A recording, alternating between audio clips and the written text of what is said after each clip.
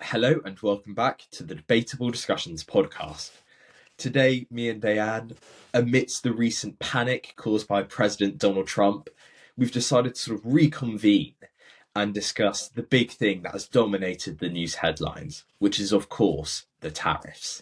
So, as John said, we're going to be talking about tariffs today, the economic implications as well as the political implications. But first, for some numbers. In the last sort of week, about $3 trillion have been wiped from the US stock market, which is one of the biggest losses in history. Yeah. The economy is effectively crashing. But I want to talk a bit more about sort of this formula used. Yeah. So, yes, because as many of the listeners will have seen, Trump's formula did seem a little bit skewed. I mean, I think even sort of basic maths students and economists were saying, what is going on here? Yeah. Yeah, so basically his sort of delta TI, which it's just sort of delta T as in change in tariff, equals chi I minus mu I, which basically means which is a trade deficit. Chi minus mu in Trump's view is the trade deficit. And then on the bottom of the fraction, we have two Greek letters. We've got epsilon and phi, who each are set at 0.25 and 4.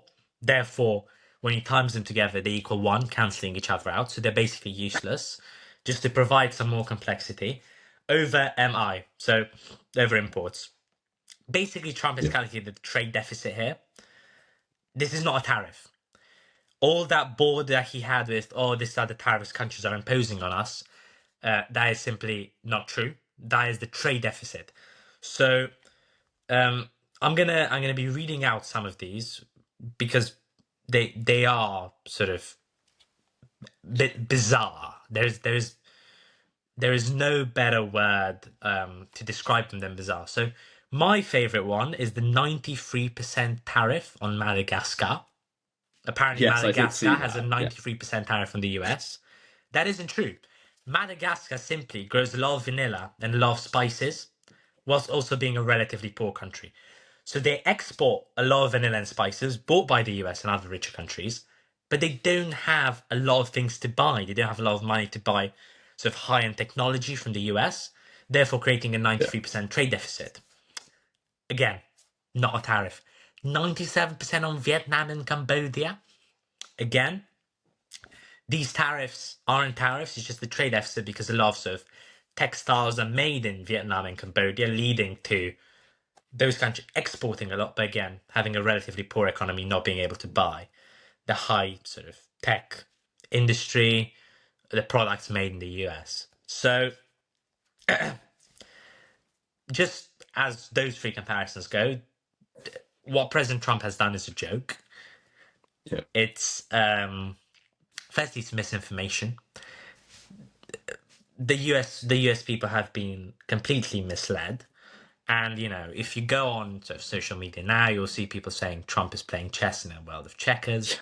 If you like to see Anthony Scaramucci opinion about Trump playing chess, go back to the last episode. I highly recommend it. Yeah. But again,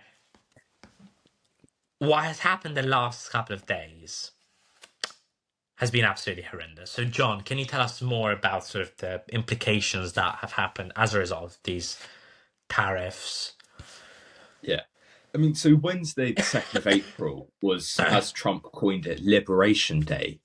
But I think, firstly, with the tariffs, it's important to say is that they are far worse than anticipated. Because I remember back to the US election, back to those presidential debates, where Trump mentioned tariffs, and Harris wasn't really too strong about them. And I mean, Biden did introduce some more tariffs in his presidency. And she was slightly hesitant towards the level Trump wanted, but there wasn't a great level of hesitance. However, Liberation Day turned out to be so much worse than anticipated. I mean, significantly. And you can see that with the effect on the global economy. Simply, firstly, because I've got the stats here, but the measures will increase aggregate consumer prices by between 1.5%. Similarly, there'll be a reduction in GDP growth in the USA. This is also expected to happen in countries across the globe.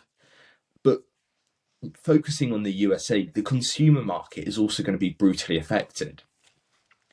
I've got to say, in the light of these tariffs, I've sort of become quite interested in that sort of side of economics. And one thing which sort of surprised me to find out is that actually you think that by increasing tariffs, you actually mean that US industries can survive more easily, but that isn't the case. It's Yeah, overall far more expensive for consumers, I and domestic industries match the foreign price. I do agree. I mean, I think tariffs were a great idea maybe in the 19th century Yeah. when trade wasn't as, don't know, Oh, yeah. as sort of global in a way.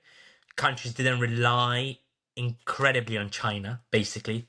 They didn't rely on sort of Asia mostly for a lot of Yeah. products. I'm sure we'll get onto that later. But I Yeah. think in 2025, imposing tariffs is going to do nothing else apart from raise prices. We've seen, many American businessmen, such as Elon Musk's brother, say that their products are going to go up by 25-30%. Ford as well has said that the prices are going to have to go up because they need parts from China. Yeah. They physically cannot build a car without getting things in from China or from other Yeah. countries. Yeah. Now, And I've got to say, yeah, as well, the whole sort of argument of, oh, it's going to create more jobs, it's going to revive domestic industries, let's say in the Rust Belt. It's an expensive way to make jobs, tariffs. Okay, yes, you may make 2,000 jobs in the US steel industry or in the US textiles manufacturing industry, but the effect that it has on consumer markets is so considerable that it just totally eliminates this. Oh, we're going to help revive some domestic industries. yeah, and I mean now we're basically going to go into a trade war. I mean, I've Yeah, so listening today, what's going on in Europe? The EU is planning to impose maybe some sanctions back. They haven't actually made their mind up, but China's definitely going to. They've yeah, made statements that this is bullying, this is blackmail, it's a trade war, and that they'll fight to the death. I don't think for any moment that President Xi or any of the Chinese sort of finance ministers are going to back down at this sort of tariff. They're just going to impose higher tariffs in the US, going to go into a yeah, sort of global trade war, which is the last yeah. thing we need. I mean, it's pretty much already on the horizon. At the time of recording this episode, Trump and China has dominated the news because obviously Trump increased China's overall tariff to 60%, but then China retaliated with 34% on all goods imported from the USA, which sort of sent equity, sent the financial Mm. stock markets into absolute disarray and even further shock. And Trump right now, you can tell he's nervous because this sort of retaliatory thing, I don't think he was entirely expecting, and he definitely was not hoping for. And the potential of the crisis this could have globally is just huge. Yeah, I mean, looking at sort of where the stock market went. I mean, I don't know if our viewers have seen, but on the sort of social networks and news networks, there's a sort of graph of the richest men on the planet, how much they won slash lost, and I mean, their losses are quite big. People lost billions, Yeah, literally billions, some tens of billions. Buffett, on the other hand, who cashed out all his money 2 months ago, is making about 12, 15 billion on this yeah, crash. But it just shows that the economy has been so heavily affected. yeah, I, I, I mean, people are saying that Trump is doing this to weaken the dollar. yeah. Oh, They're saying to weaken the dollar and then to affect sort of banks' interest loans. yeah. I don't think he's that clever. Me too. He's got One, no I end don't think game, he's that as clever. Anthony Scaramucci said. Yeah, Yeah, I don't think he has planned ahead yeah, how he's going to sort of coerce several world, international, and US institutions into yeah, this perfect genius plan that comes out of a Bond movie. yeah, It's just not going to work. Um, yeah, what I think needs to happen ASAP is for basically people to say like this is not sustainable. We're going to yeah, send Europe, Asia, the States, basically the entire world into a massive trade war. And I mean, yeah, we're looking only at developed countries. But what about Madagascar? What Yeah, are they going to do now? Because their sort of output of vanilla and spices isn't going to yeah, change. yeah, They need to sell them at half the price. No, they're just going to drive those prices up. And yeah, now, when you go to buy vanilla in a supermarket, you're going to have to pay double for it because Trump's put these stupidly high tariffs. yeah. I mean, yeah, I totally agree with you there. Tariffs just hurt consumers effectively. That's, if you want a sentence, tariffs hurt consumers, and they're almost a false illusion. But it's interesting thinking about tariffs and Trump in general, because I remember back to the US election, if we sort of cast our mind back all the way into 2024 in November, people were fairly optimistic for the Trump presidency. People were thinking it will be very different to his first presidency, which in many ways can sort of be summed up as novice. However, Trump's handling of Ukraine, his handling of Gaza, and now the tariffs altogether, those compounded, have just showed how just astoundingly novice, immature his presidency is. I mean, the tariffs, he has no end game.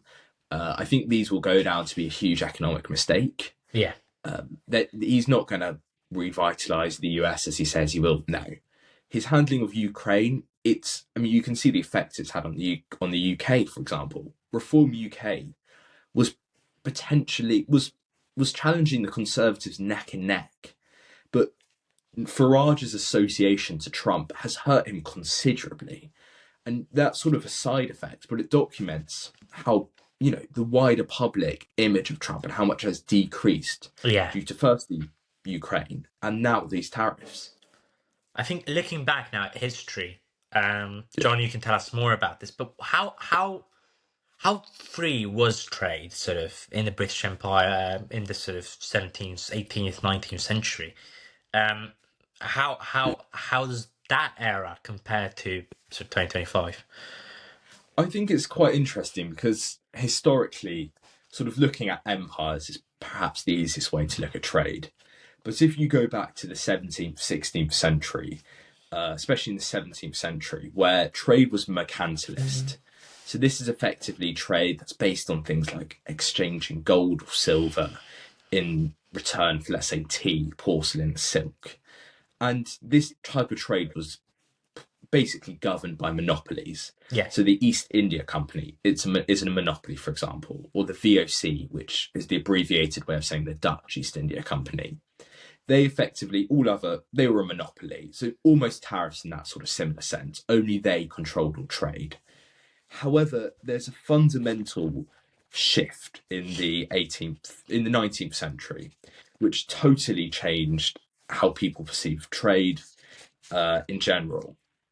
Now, what happened effectively in the 19th century was that there was a huge shift from mercantilist policies, which endorsed this idea of monopolies, all the way to free trade. And I think the British Empire and Britain documents this very well. So, firstly, the monopolies had a huge downfall. This is partly due to this emergence of perhaps more liberal classical ideas. So this rise of classical liberalism, inspired by economists such as Adam Smith, is partly due to this huge shift, but also the Industrial Revolution itself. This meant that Britain could outproduce slash undersell others, which led to a growing middle class, growing merchant class, which lobbied the British government, to allow more competition and to get rid of these monopolies, which drained away all competition. In addition, sort of other events built up, such as the repeal of the Corn Laws in 1846, and this all culminated in effectively the East India Company losing its monopoly in India in 1813, I believe, and then losing it in Hong Kong in the 1830s. So initially, the British Empire is mercantilist, it's governed by monopolies. However, we see an era of free trade in the 19th century, yeah. and this is very successful. Yeah, Yeah, I mean, I think that's a great comparison because yeah, I think today, if you look at the sort of world economy, free trade definitely massively increased the economy. These tariffs yeah, are doing nothing apart from sort of breaking the legs of that free trade. And before we close, I was just yeah. you know a policy is bad if Ben Shapiro starts criticizing Trump. Yeah, So that's when you know it's actually serious. yeah, And the one time, because this trade deficit is not a bad thing inherently, yeah, there is, however, one time in history where the USA actually had a positive trade deficit, and that was the Great Depression. So, yeah, yeah. I say, and yeah, I mean, for me, this whole thing has been an advertisement for free trade, and I mean, it's coincided with me sort of studying more about Hong Kong's history, and from that, and from you see the period when they got rid of their monopolies, and Hong Kong is a city built on free trade. yeah, Sort of companies like Jardine Matheson, which smuggled opium, they document how countries like Hong Kong are built on free trade, and actually free trade is quite beneficial. And I think perhaps someone needs to tell President Trump that before the turmoil unfolds further. yeah, perfect. I think, a shorter episode this time, but Yeah. as always, if you enjoyed it, do leave us a comment, do give us a 5-star review, follow us on our new YouTube channel, as well as this. Do listen back to our previous episode with Anthony Scaramucci.